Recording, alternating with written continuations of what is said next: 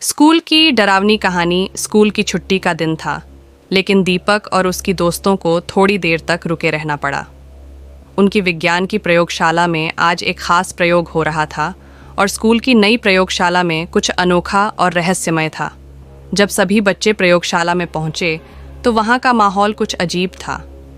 प्रयोगशाला की खिड़कियों से अंदर की हल्की रोशनी झलक रही थी, लेकिन उस रात का अंधेरा बाहर से घुसने की कोशिश कर रहा था। दीपक और उसकी दोस्त रिया, अंजलि और राहुल अपनी अपनी जगह पर बैठ गए।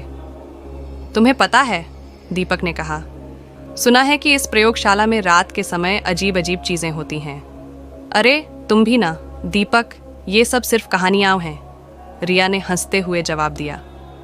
लेकिन जैसे ही रात का अंधेरा गहरा होने लगा, प्रयोगशाला की लाइट्स बेतरतीब तरीके से झपकने लगीं। दीपक और उसके दोस्त चौंके। तभी प्रयोगशाला का दरवाज़ा खुद ब खुद बंद हो गया। अंजलि घबराई हुई बोली, अब क्या होगा? पैनिक मत करो, राहुल ने कहा, शायद बिजली चली गई है। उन्होंने दरवाज़ा खोलने की कोशिश की, लेकिन वह खुल नहीं रहा था। अचानक प्रयोगशाला की दीवारों पर अजीब अजीब छायाएं बननी शुरू हो गईं। एक छाया तो बिल्कुल किसी आदमी की तरह लग रही थी, लेकिन उसने बहुत ही भयानक चेहरा बना रखा था। ये क्या हो रहा है? दीपक ने कांपते हुए पूछा। शायद कोई प्रोजेक्टर का प्रभाव होगा, रिया ने हिम्मत दिखाने की कोशिश की।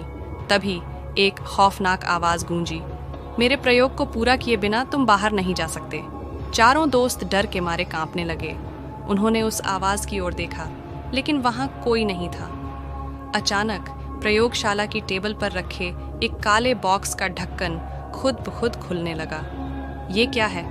अंजलि ने कहा, उसकी आवाज में डर था। दीपक ने धीरे धीरे बॉक्स की ओर बढ़ते हुए कहा, मैं देखता हूँ। जैसे ही उसने बॉक्स को खोला, अंदर से एक पुराना पुस्तक निकल आई, जिसका कवर पूरी तरह से धूल और गंदगी से ढंका हुआ था।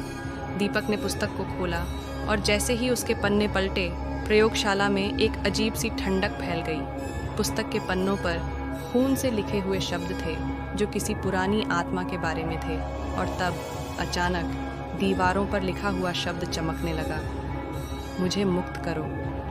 दीपक और उसके दोस्तों ने समझा कि यह कोई आत्मा है जो छुटकारा चाहती है। उन्होंने तुरंत उन शब्दों को पढ़ने की कोशिश की और जैसे ही उन्होंने अंतिम शब्द पढ़े, प्रयोगशाला का दरवाज़ा खुल गया। वे बाहर भागे और प्रयोगशाला के पास आकर उनकी सांसें फिर से सामान्य हुईं। अब हमें इस घटना को सबको बताना चाहिए, दीपक ने कहा। हाँ, लेकिन क्या हम फिर कभी इस प्रयोगशाला में आएंगे? रिया ने पूछा। नहीं, कभी नहीं, अंजलि ने कांपते हुए जवाब दिया। चारों दोस्तों ने अपना सबक सीखा कि कभी भी किसी अजीब चीज से नहीं खेलना चाहिए, और उन्होंने उस रात के बाद कभी भी प्रयोगशाला का रुख नहीं किया।